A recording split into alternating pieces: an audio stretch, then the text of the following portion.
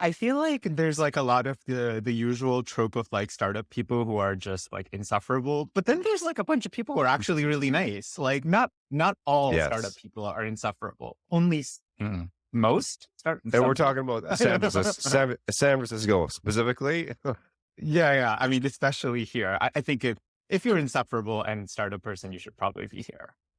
Okay, so that's the plug, everyone, for why you should move to San Francisco. If you're If you are scary living. But once again, not everyone is insufferable. I promise. Wait, Kevin insufferable? Just a huge amount of us. No, I'm not. And he's here, right? Yeah, there you go. Right, Thank you, right. Sidharth. Okay, let's Julian, orient ourselves. Okay.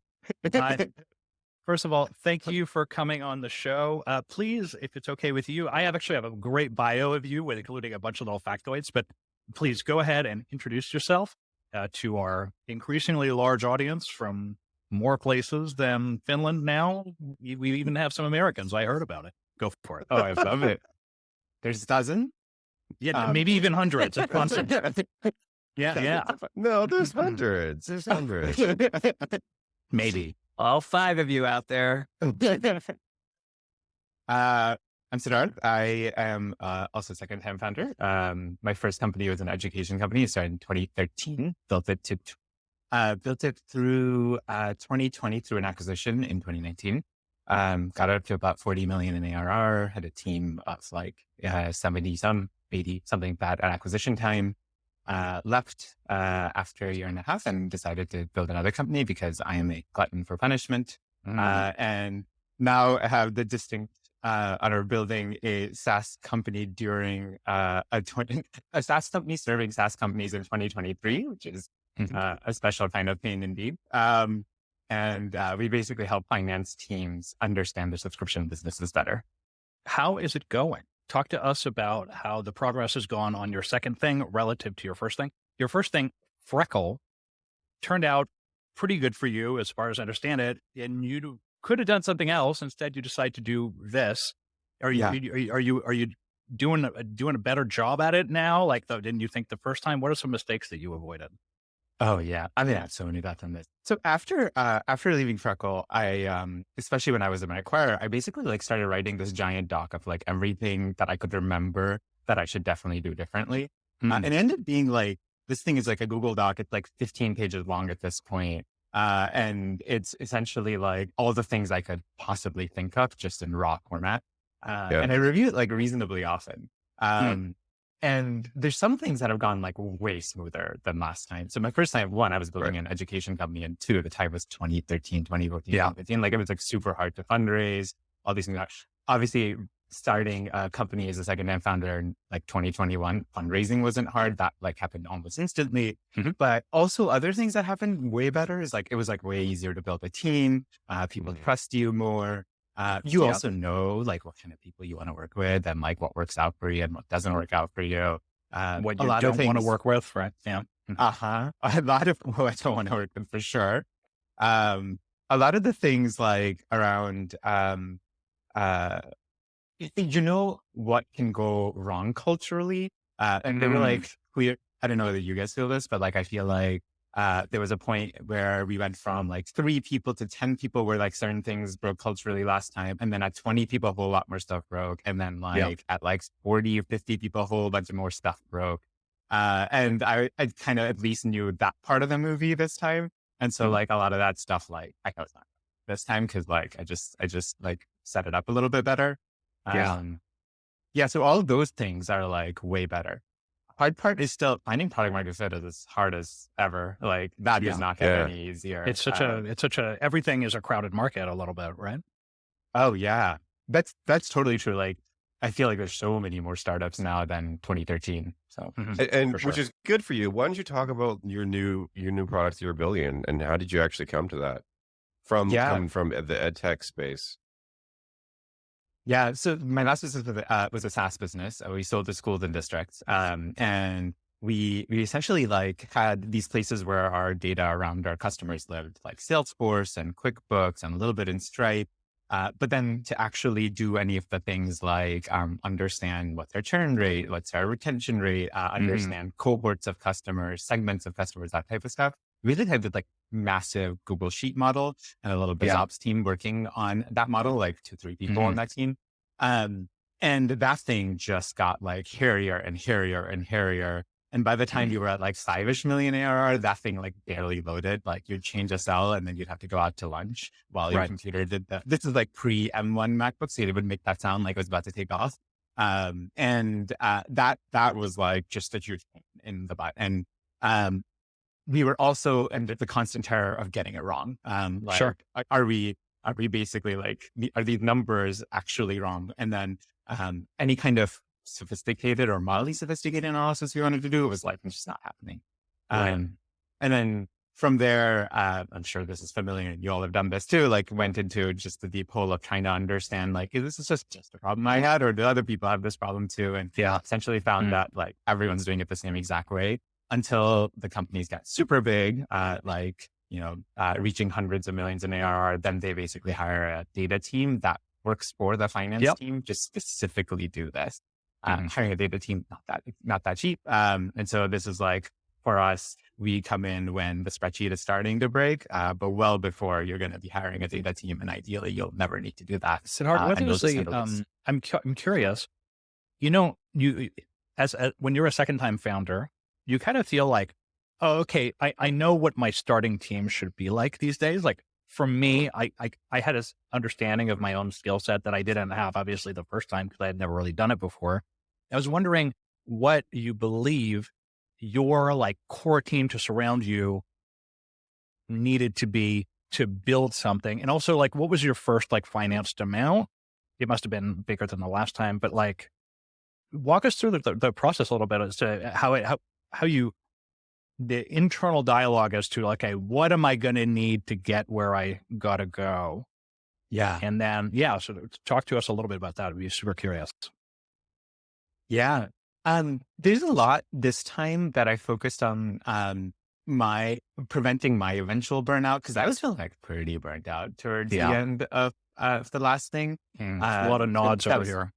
It was what I feel like right now. 6 years in. Shit is hard. Yeah. Shit is real hard. Yeah.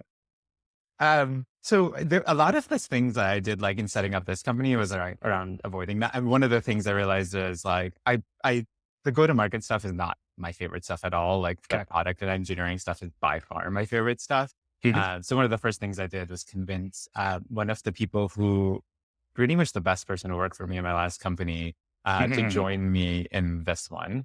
And she's gonna like, she is already and will continue to basically own all the go-to-market type of stuff. She's incredible and is able to sort of get her to leave her job. So that was like one of the first big things. That is that resonates with me a lot. That's the identical thing that I did at my company, except we didn't stop, so we weren't required at Shyp. But yeah, I did not love the go-to-market piece. So I actually joined my co-founder. She was doing all that for me at Shyp, and I brought her along as a co-founder and wanted to focus more on the product. So it's so interesting. It's exactly the same thing for me.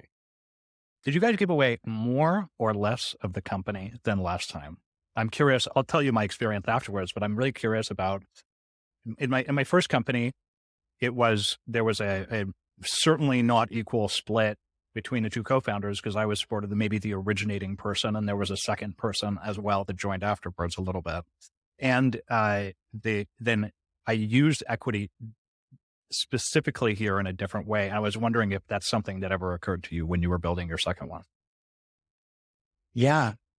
One thing that I did think about though, so generally like even with fundraising, actually, my thinking initially was like, oh, let me like try to optimize for dilution. And as I kind of got into the fundraising process, I don't know, I like even during it, I started caring a little bit less because it felt like, I know like the pithy way to say is like outcomes are binary, and like it sometimes feels like, well, that's true. And sometimes it feels like it's not true.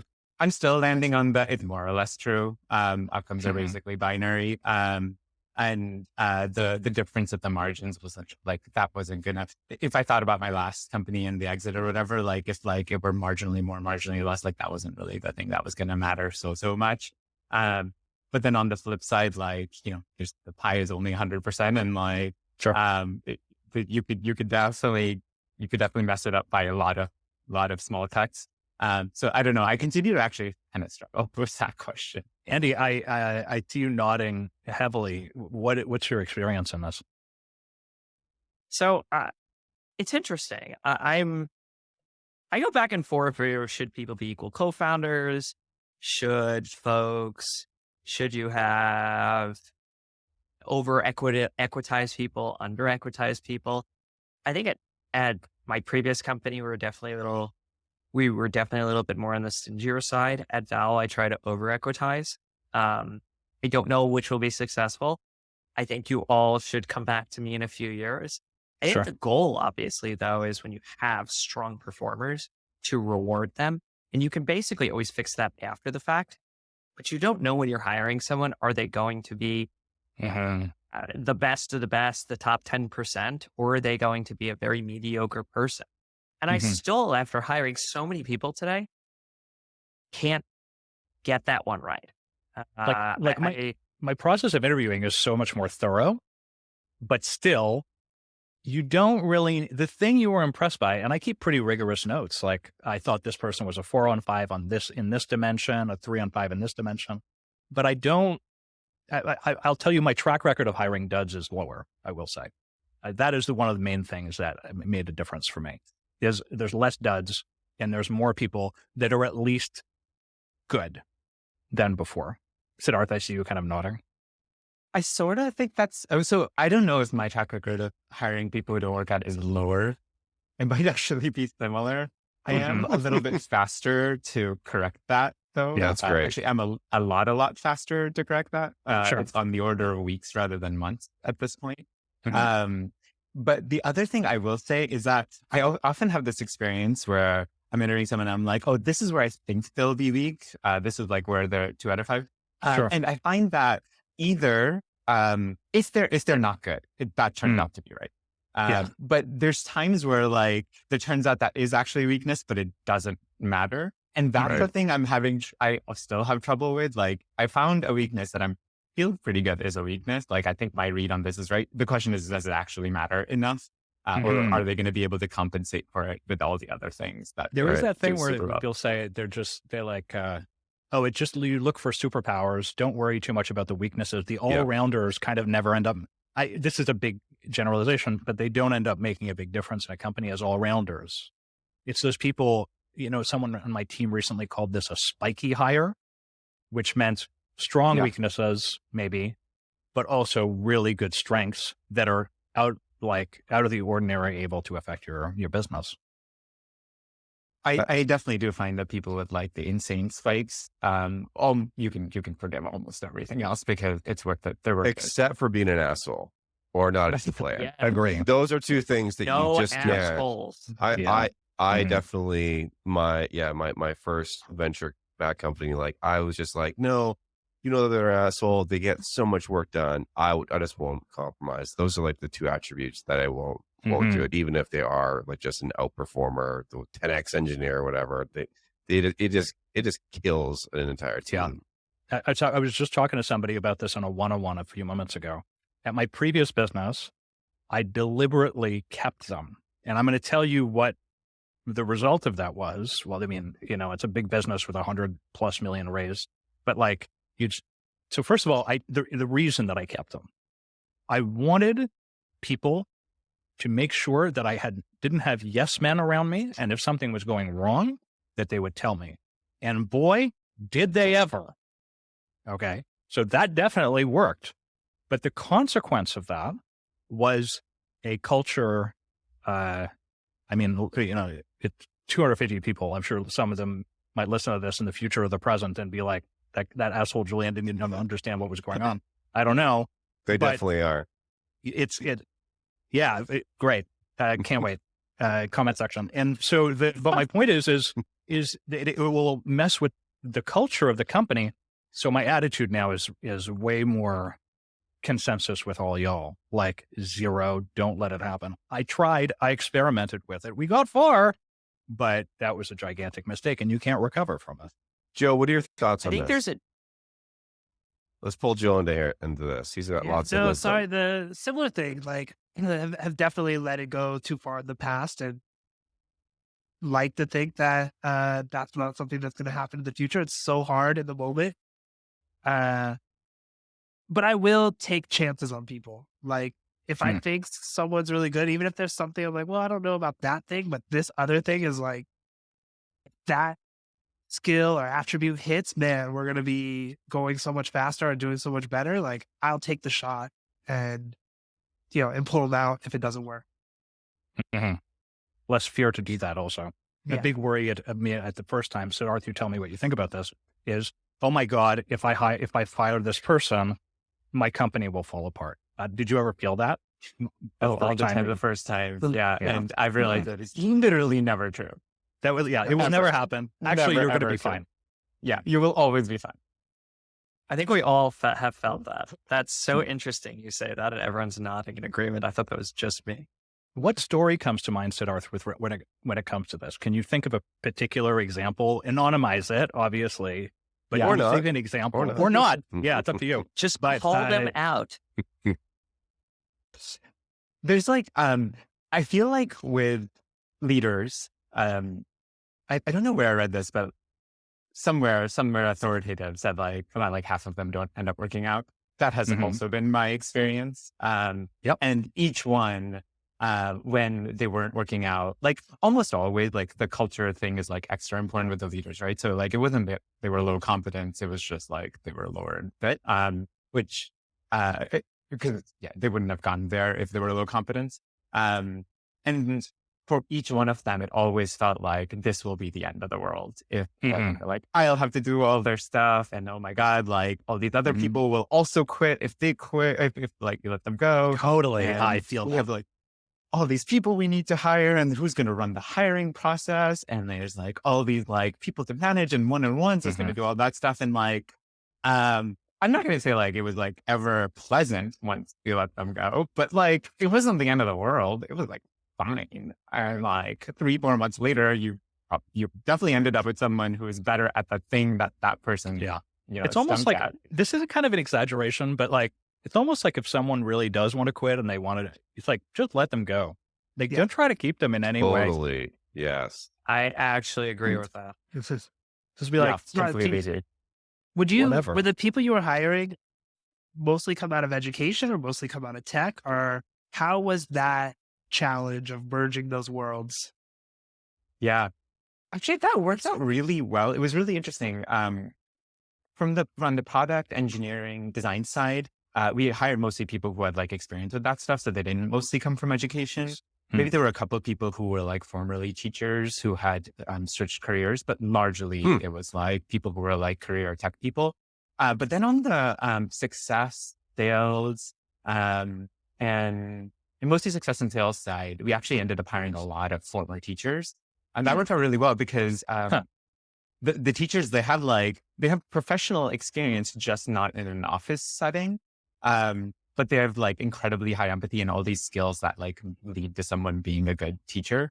And that ended up creating a pretty good culture around the whole company. And then having a bunch of like, we hired a ton of our former users because they would like, That's apply great. into the company. Really? And so like having a bunch of former users and stuff, like that was like, it was actually really nice. It sounds like it would create a culture of super fans, because it's people that not only love the product, but then who also are like, I love this so much, I want to be a part of it. And that can be infectious. Yeah, exactly. And I think it also meant that during like sales and success processes, for example, like they were speaking from experience. They'd be like, well, in my classroom, here's how I use That's Freckle. awesome. And like that was like a game changer. What is go ahead, Kevin, after you. No, Andy. I think Andy was speaking. You go, Kevin. I'm going to change the subject then. I'm curious. So now you're in, you're a SaaS product. So you're selling this, massive spreadsheet in the cloud. that's supposed to take in all your data and you should be able to manipulate it, and it'll spit out some actionable insights, hopefully. I'm curious, given the environment right now, is it a good time to be building a company like this, given that you could potentially help save the company's money? Or you take the opposite view, is that SaaS companies are looking to where they could cut costs, right? And so like, they're just like, no, Excel, or we'll use our BI tool that we're already using in a way that to do this. How are you finding that? I know you're still, and also maybe a separate, but also similar question. I guess you haven't quite found, you're still searching for a product market fit yet. So maybe too early to even answer that question. No, we definitely feel both forces. So we've been around long enough and have, I guess, enough of a product market fit to be able to answer it. Okay. So for existing customers, once they're like relying on it, because it basically becomes a place where like the business's core financial data ends up getting stored. They're Right. like, they're not going anywhere. They love it. They, trust it. This is how they run their business. This is like in every leadership meeting, every board meeting. This is how like ties are broken in terms of like decisions. So like that's going great. So not so much like, oh, we're trying to cut things out. And then on the sort of like alternative side of like, oh, if we do this in-house, we're going to need like, well, someone to build the data pipelines from like Salesforce and from NetSuite. And we're going to need someone to like actually like transform and munge the data together and dedupe and all of that stuff. Like once they start thinking through, okay, so that's like a team of like 2-3 people, then it's like a no-brainer, right? Because it saves quite a bit of money. But on the flip side, at a time like this, I'm finding that people are most interested in buying sales tools above all else. Because like I'm seeing even like less like engineering tools. People are trying to cut. Heck, we're trying to to simplify things. When starting out, we started on Heroku, and even now we're like, should we like reduce some of the like Heroku costs? Like I don't know if this is worth it. Like and that's not a thing I would have ever asked in like 2021 when money was like literally falling from the skies. But like now you're kind of like, ooh. And so like, I'm finding that basically generally investing, people are looking to like, what will help me sell more? And that is literally the start and end of the list of places that I want to invest money. And so selling to finance, which is G&A, is like easier in some ways, and that should be higher data team, obviously not. That's not going to work out. But on the flip side, like, just like, we'll just deal with the pain of like whatever pains we're dealing with. And like, maybe everyone can work 20% harder or works. Is it true? Like finance people are used to suffering, right? It's kind of the thing. So since they're used to suffering, they're like, I can deal with this for like another year. Well, anyway, that would be how I would imagine. That's the most common sort of failure mode for us in terms of like acquiring a new customer. They're like, I can't get I am telling everyone else that they cannot spend money. Right. I can't just turn around and spend a bunch of money. So that is the most common failure word for us. But I don't know. It depends. So I think when the pain gets like severe enough, we still are able to get customers, but the macro environment definitely hits us. Right. How do you think of it? Like, are you looking to replace like the operating model that does live in Excel, or do you have maybe aspirations to go into a little more other BI tools? Right. So like we use Mode. We're getting rid of Mode because it sucks. I would use Looker previously as well. Those are places that you could do some like trickery to kind of build this like operating model. How do you see the product today, and also how it's going to evolve? Yeah. So that's essentially the thing that we end up replacing, is like taking all your data from Salesforce, NetSuite, all these places, shoving it into Snowflake, doing the sort of transformations in Snowflake, and then building the Looker looks on top of it. And then continually iterating on those, and then like doing one-off analyses and that stuff. We basically replace that. So it ends up being like, we call it a data platform for finance teams. It's whatever data needs the finance team has in a tool that's actually usable for them. And then it helps them answer questions for the rest of the company. So everything from like ROI questions to segmentation questions, stuff like that.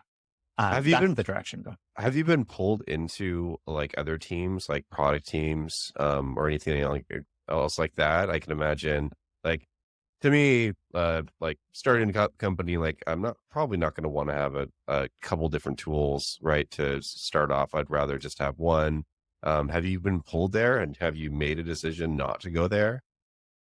A little bit, actually. So it's interesting. This was something that was driven off something I wished I had, which was Yeah, understanding things like, does usage of this actually drive higher net retention? Like, right, does it prevent right. churn / increase upsell? And so that's Mm. one of the things that we do in Subscript, because all the financial and sort of like recurring revenue information's there. We can now start joining it with the actual specific product usage Interesting. information. Yeah. That's been really powerful for a lot of our customers. Right. Because that goes back to the people that are trying to buy because they want a sales tool. So you're kind of finding a way to turning it into a revenue generator in your Yeah. pitch, so to speak.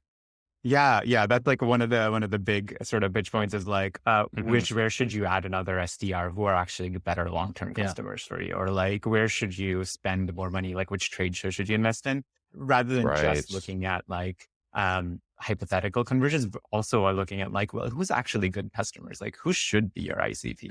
You're making me wonder about, as I'm sort of thinking about the panel that we have here today. I went from a company that was bottom up kind of SaaS sort of to bottom up SaaS again. Kevin went from consumer to a little bit up market SMB, but in the same vertical. Joe, we know, built consumer, twice free, one time, amazingly asked people to pay. And then Andy went from Nanit, which is still alive, and is doing really great at a #1 baby monitor, maybe, or something in America, or I have no idea. And then went into a completely different vertical, which was SaaS for kind of enterprise, but sort of bottom up at the same time. Did you feel that your go-to-market choice was more of a something that you want to keep rather than the market, which was clearly really meaningfully different? Yeah. So my last company was actually bottoms up. We basically, that was part of our like innovation, was giving things away to teachers, which not really many people had thought to do in 2013. Education kind of lags behind the rest of tech. I loved doing go-to-market. I was doing bottoms up. I don't know if you all feel the same, but like, I thought that was like a much better way to actually sell. And we'd have like all these product qualified leads that would come in, and we would sell to the schools or the districts. And, we'd have like the bottoms up turn into eventually $1 million deals and stuff. So like, Wow. it like really worked. It was amazing. This business, because there's like so much integration and configuration to be done, it can't quite work self-serve. So the bottoms up motion was just not available. And I really wish it were, because I think bottoms up is amazing. It's interesting, as it makes me realize, like, because like Andy, you always mention Frank Slootman all the time, and I read his book as a CEO, and you just mentioned him a moment ago, sir. So it's like he definitely, as a CEO, but not a founder, it's like, if I can, like, give me a sales team, I'm going to bring in the head of sales, bam, I'm going to sell the shit out of this thing, 100 million in revenue in 2 years or whatever. It makes me wonder if all of us just don't really know how to do that. And that's why we're doing this, because I've only learned how to sell in the first business. I knew how to sell one-on-one to investors, but I didn't know how to build a team. And I still have a lot to learn with regards to that. We're all in the same place, right? Mm-hmm. I don't know. I think everyone here is probably in that. Kevin's good at it. I'm kind of not. Ours is a little different. So like, we have a two-sided marketplace. We help direct to consumer companies like Andy's, Nanit, with their fulfillment. We actually have a pretty high minimum for customers, but we have a two-sided marketplaces. We don't actually have the warehouses. So we had to get some of those smaller customers early on. We made a conscious choice not to do the self-serve onboarding, because we don't actually want all the customers. Some customers are just not good for our partners. And now now we're getting to a point where we are selling those $1 million deals. And I must say, it is it's a hell of a lot I don't know. It's a lot more fun. And also I don't know, you just get kind of addicted to like these big deals and closing them. And it's once you understand a little bit of the mechanics, I said that one downside is like the long sales cycle, especially for us. It's like, oh, next quarter or the after the holidays or something like that. That's like the one downside. But like some of these deals, like they could be like eventually for us, well, it'll be tens of millions of dollars in net revenue as we continue to go up market. We're not there yet, but maybe in the next couple of years, we definitely will be. But I'm really addicted to this type of company. So I definitely could see like the Snowflakes of the world, like it's a really long sales process. The implementation time is long, but like once you get them, especially if you have like, if it's really hard to leave your platform, that's just like recurring revenue. And you just get the sales motion, you get these good sales leaders, and you just like ka-ching, ka-ching, ka-ching. I prefer now, given I've done consumer, I've done SMB, I've done bottom up. I like this model the most. And this is why I could see so many enterprise founders go back to the same sort of, they're like, well, I saw this problem here, and I know how to build a sales team and go to market and all of this, and just do it again, but just in a different product. I could totally see being pulled into that just based on I've only done this now, like you only started closing these larger deals in the last like year or so, but like it is addicting. Yeah. Well, it's like the people that are in sales can become the CEO, but if that doesn't happen, most often than not, what we're experiencing is a consumer-ish or startup-ish problem. Sidharth, you described it, startup-ish problem, right? Which is, I've got this gigantic Excel spreadsheet that barely loads, right? And there's got to be something here that's better. But for me, it was always, I noticed consumers are doing this thing. If I had an easy way to hire a sales team and immediately make a first couple $1 million like in the first year, of course I would do that. But it's just like, it was never in my DNA. But maybe we should all be learning to do that. Sidharth, I'm curious, you have a reputation for not having any meetings at your company. Talk to us about what hurt you and and the trauma. how you make this possible. Yeah. So this is part of the second time want to do things that will leave me happier with my job. And my last company, I think part of it was as we grew, the number of meetings became bigger, and the whole day would be morning to evening in meetings. I'm not an extrovert. I'm very much an introvert. This is why product engineering work more than anything. I like my happy place is headphones and writing code. And so that just kind of became a little bit much for me. And then we got acquired, and the company that acquired us is not huge. It's I don't know, 1,100 people.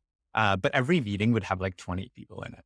Right. And it was soon after we got acquired, COVID hit, and it was a bunch of people on Zoom, video off, and 3 people with videos on or whatever. And you're just the entire time you're wondering, what am I doing here? What is going on? Why am I here? And I really, my dislike for meetings reached a fever pitch at that point. So you're always fighting your last battle. And I've been right after that, I started working on this. I was I'm just not going to any more meetings. I'm through. And so Subscript has 0 internal meetings. I still have to talk to customers. They're not going to operate asynchronously with me. Sure. So I do that in prospects and customers and stuff like that, but literally no internal meetings at all. Tactically, so it feels to me like the all-in-one, all-hands meeting is the thing that you would need maybe the most. Yeah. I turned that into a async Loom and reply videos plus comments thing. Yeah. It's weekly, so I do it even more often than I did in my last company. Got it. And essentially what happens is every Sunday night I sit down and I ask myself, what is the thing that I really want everyone to know this week? And I try to focus on a couple of those things. And I put together a little doc. I talk through it for about like 10 minutes. And then I send that out. And if you're listening at 2x, it's 5 minutes for you. And essentially people like watch and comment back on the doc and the video. Very And we interesting. essentially end up having a little async discussion the first, day of the week. Andy, And what were you going to that's it. say? Yeah, go ahead. Well, I find it super. Go ahead, Kev. I was saying, So I find it. Go. we have a little lag here, apparently. How do you do tactically things that require some collaboration? Like for me to get over like a product design meeting, like doing that asynchronously, just that does not compute. Like, how do you do things like that require some collaboration? And like, I also am a big in-person person. I don't prefer working from home or remotely. I like to be in the same room and get energy. I also am an extrovert. I also know that Shopify, Toby, he just recently announced that he's doing no meetings as well, and he sounds like he's got a similar personality to you. But how do you do those like collaboration, like energy feeding meetings that I've been in some really good ones before, and some amazing stuff come out of them. I think like, I wouldn't say that you don't give up something when you do this, right? Like there's always trade-offs. Right. And the things you trade off are one, you're not sitting next to and seeing people every single day. Yeah. So relationship building takes a little more effort. We got pretty close so far. And the way we did it is, we're trying to do 3-ish offsites a year. And then we also do, like every month we'll do a sort of like game evening or like sort of just shoot the shit type of, thing. So that plus a really, you probably have really like sort of vibrant Slack cultures or people like making jokes and all that stuff. Like we have maybe even more of that because that's the only place this stuff happens.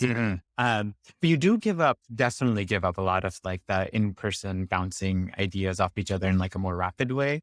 The thing that you do gain on the flip side is that everything that people are saying is like a little more thought through because the cycle is a little bit longer.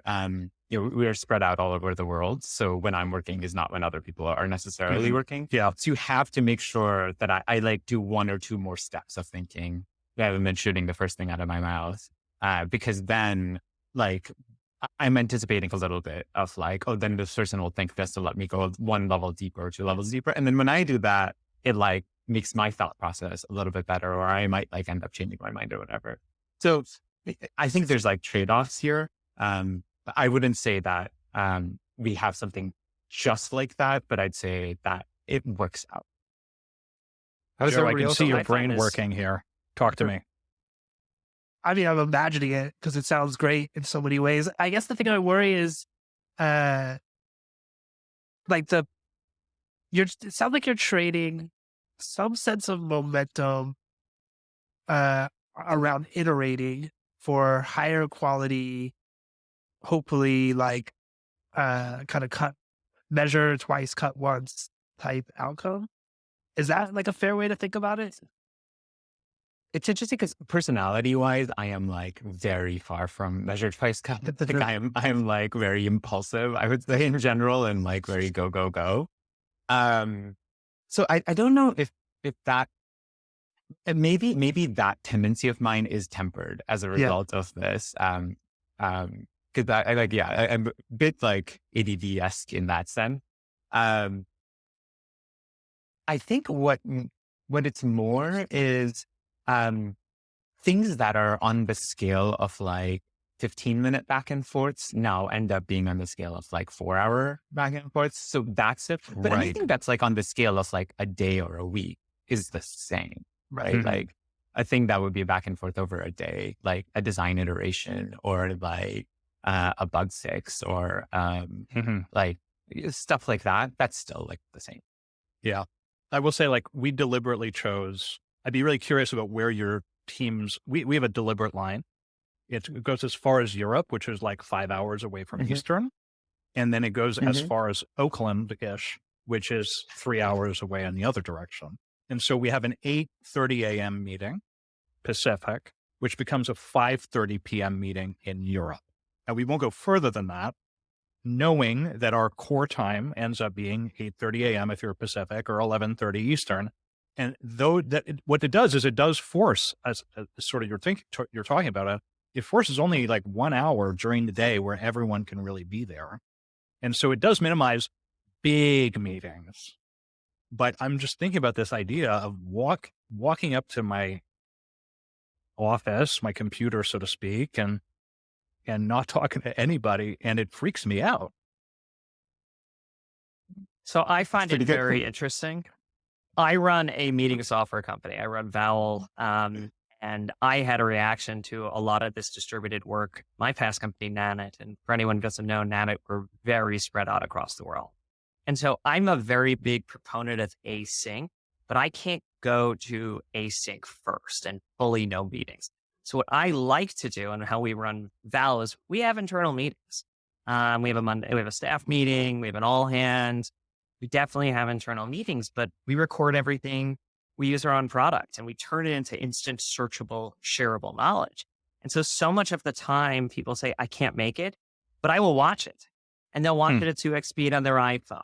And so everyone feels like everyone's on the same page. Yeah. And it doesn't get into these 4 or 6 hour back and forth Slack threads, which I find are those so are terrible. difficult in that async first model. So I like async, but I think about it as it was supposed to be synchronous first, and then it's consumed by other folks in an async manner. So that's how we run Vowel. And I find it very interesting speaking to the full async companies out there. The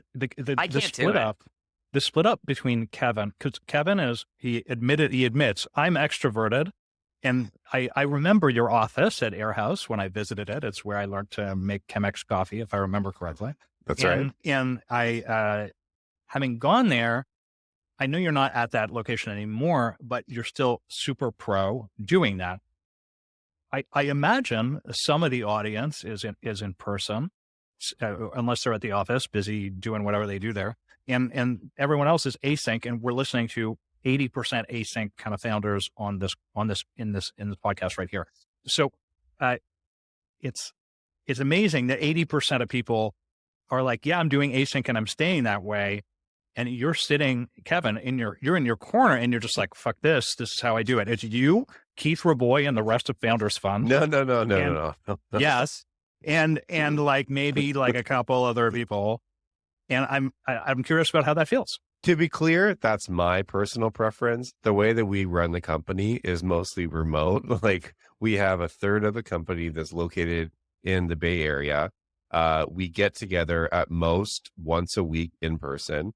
So my preference is not everybody else's preference. And I think that a lot of people get a lot of enjoyment and a flexibility of having a remote work culture. And also we hired so many people during the pandemic. I do I wish that we could go back to like 3 days in the office and everybody's in the Bay Area? Yeah. Is it ever going to happen? Probably not for me. But that's what my personal preference would be. But also I think that there are other departments that don't ever need to be in the office and they could do mostly everything remote as well. So I'm definitely not an all or nothing person, but for me personally, I like to feed off of other people's energy. And I like to do things in person. We do design reviews in person as much as we can, all those types of things. But it's definitely not an all or nothing. And I don't think any company, even the larger companies that are trying to bring people back in, I think it's mostly like 3 days a week kind of thing on the very aggressive end. Maybe Goldman's probably different because they're a bank, and I think it's like 5 days a week, and then it's all in person. But for tech companies, I think at most, but everyone's cheating. Them and Founders Fund. And so, right. But there was a dinner. I don't know if you guys remember this tweet thread, which is specifically like a bunch of VCs and a bunch of founders, and the VC tweets out some thought leadership. And here's the thought leadership. All my best founders that I'm sitting at with dinner are all returning to, Sidharth, I can see you nodding here as if you know what bullshit is coming. And so is there this counter trend of people and they're just not in this room, or do they actually not exist? Think there is. Yeah, go ahead. There is. I'm definitely hearing a lot more people who would prefer to do it. Like, I know some companies that are 5 days a week. Yeah. Startups with like, startups with 100-ish people who are that sort of 5 days a week. Sure. I know a bunch of companies. My wife's company is 2 days a week in the office, and I know a bunch that are like that. A bunch that are 3 days a week. So like, it's becoming, I mean, at least in the Bay Area, not uncommon, I think, for this to be the case. Whereas I'm definitely finding that like, the fully remote, fully async, that is like becoming not that like that. I don't know many companies other than us. Mostly I feel like they're kind of similar to you, Julian, which is I'd say like half are similar to you in that they're within meeting time zone. And then I'd say like a third are like, we're going to be in person at least 2 to 3 days a week. I had like a fear at the very beginning when pandemic happened. I don't know, different people might think I knew, having led a certain company size, that I was pretty good at those all hands, right? Like as a CEO. And you don't get everyone, because remember, I also admitted that I kept the assholes in the business. So I definitely didn't get everybody, but those that I got, I think I got well. And we created something that was a really good vibe. And I was worried that I would be able to, whether I'd be able to do that asynchronous, right? Whether I'd be able to sell.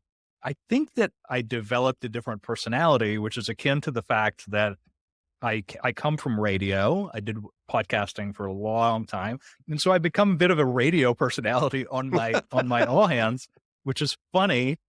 But like, you find a way to make a vibe happen. Joe, what choice have you made? You're muted. We'll cut that. You're still on mute. I like unmuted, muted, or remuted. Cool. Yeah. So big thing we invested in, we write a lot, way more than any other company. And, to Sidharth's point, it has a great side effect of it makes you think through things, and words matter and clarity matters, and everyone seeing the same words drives a lot of clarity. And that has been great. And we do some funny things. We bought everyone Oculuses, and we do get together That's cool. in the meta, and it's actually been awesome. Like, it's really fun. We do it, like probably every other week, and we're small. We're only like 6 people. But it's just fun to hang out. We're spread out. We have 3 of us here in LA, three not.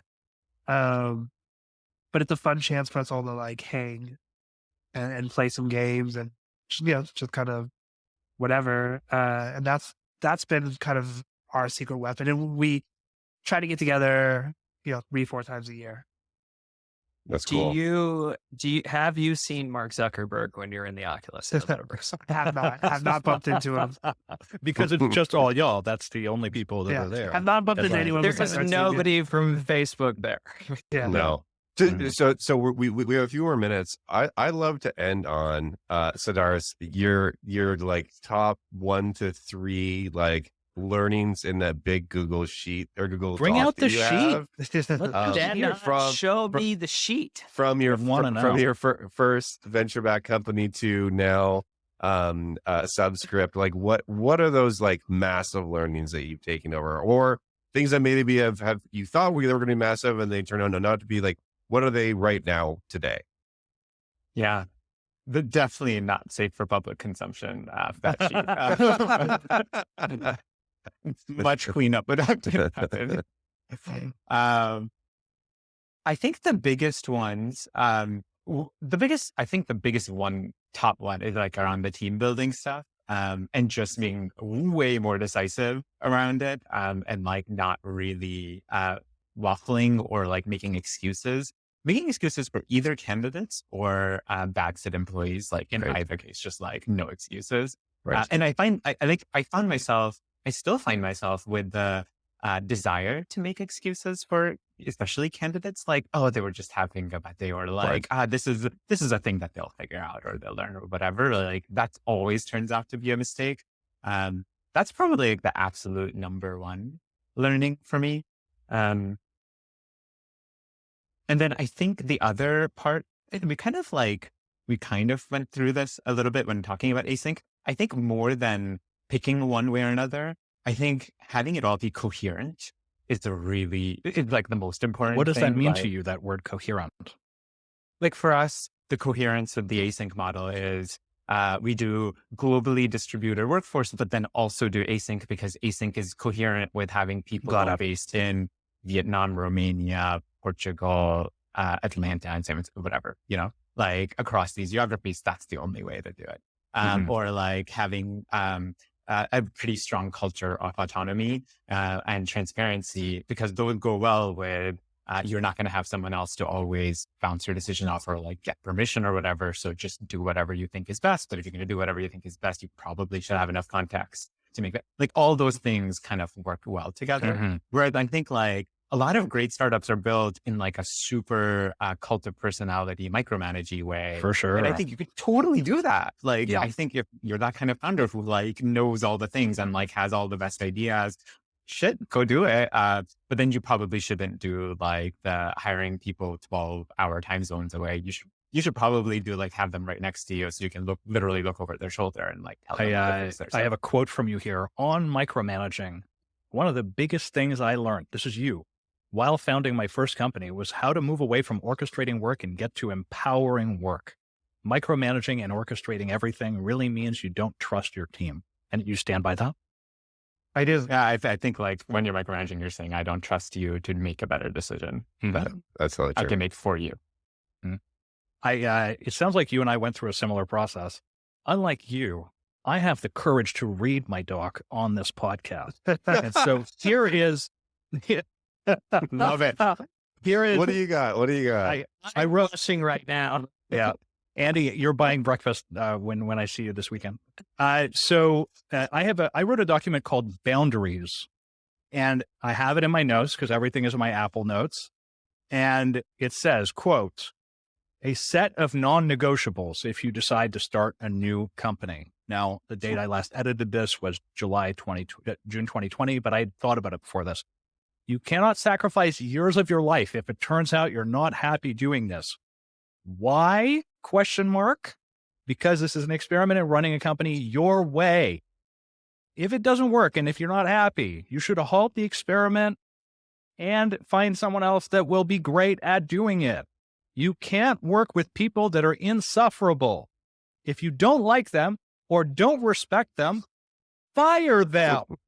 Big exclamation point. This is actually before pandemic. If you discover you cannot do this part-time remote, then you need to decide if you're willing to move to the city you need to in order to do this full-time. I wrote all these things to basically say, like, I will never cross this threshold again. Because in my first business... Have you? Not yet. Crossed anything? No, Okay, I have not. That's good. Yeah, I have not. Yeah. But I mean, obviously the pandemic helped me. I don't know if I would have been able to hire the quality of talent that I have in my business today. Had basically not everyone been forced to go remote for a while, right? So, but, for anyone listening to this or even people on this call, who knows, like, it's great to write it out explicitly and then review it so that you're not changing the goalposts, is I think the expression. Mm-hmm. I think that's brilliant, having the boundaries. And you know what else is brilliant? Reading it on the podcast. Not all of them are so bold. All of the names of all the investors you won't work with again. Everything. Well, why don't we wrap up there, guys? Super awesome. Lovely. Thank you very much, everyone, for the time. Yeah, Sidharth, thanks so much for having me. For joining. This is so fun. Hopefully you learned something. Yeah, we keep it real and we bring you the facts. It's the Second Time Founders podcast. Talking tech news, the show is a must. Not some billionaire trying to sell you their book. We coming from a real place, plenty ups and downs. Got some insights, join the discussion now. We being honest and raw, giving you real talk. We've been at the bottom and made it happen and much more. The Second Time Founders podcast. More building, less talk.